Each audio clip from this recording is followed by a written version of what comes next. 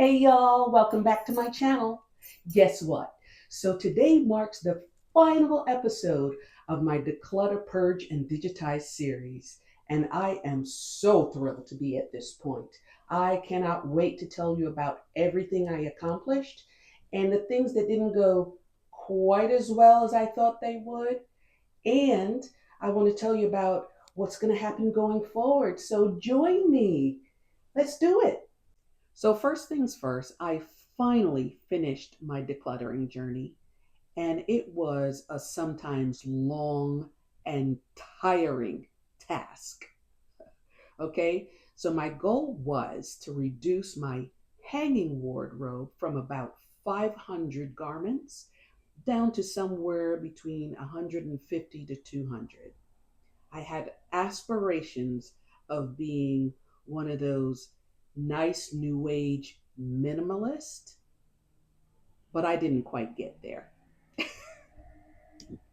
So I am currently at about 320, 330 hanging garments. So quite a lot of progress, right? However, what happened was I got really, really busy, and I also got a hand injury. So if you've been watching my past couple of videos or shorts, you'll see that I was wearing a brace. So yes, I got a wing ding, so to speak. And that really slowed down my progress. It really did. The other thing is, and this is something that I was not expecting, is I have a lot of garments that truly, as they say, spark joy. I really like what I have in my closet. They were curated and curated well, not to mention the fact that I typically purge twice a year. This entire household does. And we do massive donations twice a year. So that means that a lot of what was left in my closet are actually things that I enjoyed. And although I had, I'm not going to say delusions, but I really had this thought in my mind that once I go through these things, I'd be able to just do a super clean out that would get me to a small, slinky wardrobe that I could mix and match. And the truth is, I got there. It's just that I'm going to do it with more items, right? Okay. So, what I'm showing you here is really a peek into what I was able to accomplish. And it's pretty cool, at least from my standpoint, because things are now a lot more streamlined. I've gone from having my hanging clothes in 3 closets, right? Because I have an older home. I don't have one of those fancy schmancy walk-in closets. I don't have one of those modern setups. I don't have what the some of the internet girlies have as far as that nicely put together, curated pack system where everything's open and they have a nice room where they just walk into. I'm old school here, right? So I have these closets organized in such a way that not only has my hanging been streamlined, but my shelf storage and my closet storage has also been streamlined. So I'm feeling pretty darn good. And what that's doing for me is just making it so much easier to get dressed, to dress up, to make my videos, to do all the things. It's a little slice of heaven, quite frankly. I was organized before, but now it's like, ooh la la. I love it. So let's now talk about the challenges. So I mentioned my wingding and I mentioned my busy schedule. So the the digitization piece, that was the biggest challenge. First of all, when you have 500 hanging garments, and then you have all the other stuff that's in shelves, drawers, baskets, you name it, that's another 500 or so. Okay? All right. So for digitization, you basically have to take photos of every item and upload them to the app. Man, what? When I tell you, listen, I did the blazers first, and that got me very excited. But one of the key things here about taking the photos, just for them to be best uploaded and best used, is to lay them out on the floor and take photographs. I will tell you that after I took the photos of these blazers, the backache that I had from leaning over and taking these photos, because I don't have fancy schmancy camera equipment that bends over the clothes. I am the equipment bending over. And I think carrying all those garments in my hand and the strain that I put on it is why I got my wingding in the first place. But I digress. Okay. So that's a lot to upload. It's a lot of work.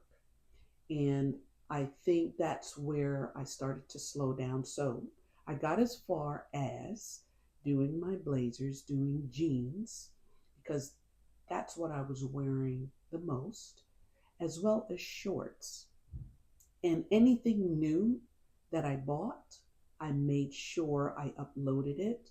And I got this great tip from you know who's watching, to when you get those new items, just do the screenshot, because I do my shopping online. Or if I go in store, just look for that same photograph of the item online, and I use those and uploaded those, and that made the process so much easier. But that's as far as I got. So what does that mean? It means that I didn't do my skirts. I didn't do my blouses. I did not do my slacks, of which I have a significant amount. I did not do shoes, bags, and all the accessories, the hats, all those things still remain. So that was the biggest challenge. But I'm giving myself grace. I think I underestimated how long it would take given the volume of clothing that I have. So that's a learning lesson and a takeaway. And we'll talk more about what I'm going to do about that in a minute. So here is the other challenge. I have a pretty sizable sell pile, right?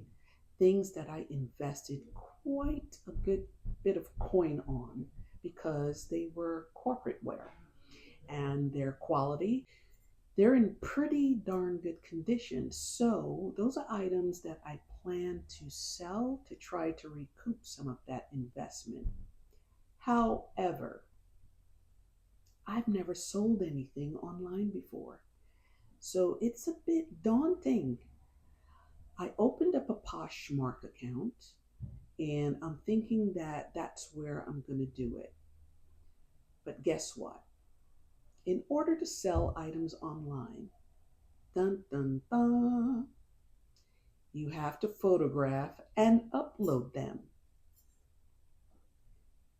Listen, now I have to decide, do I want to digitize? Do I want to sell? Do I want to do them both at the same time? Because they require moving the same muscles, which is taking pictures and uploading them. It's work. It's work and it's more work. So that's a big decision. At the end of the day, I'm going to have to make some decisions about not only what I want to do, but the pace at which I want to do it. right? If I want to make progress. Yeah.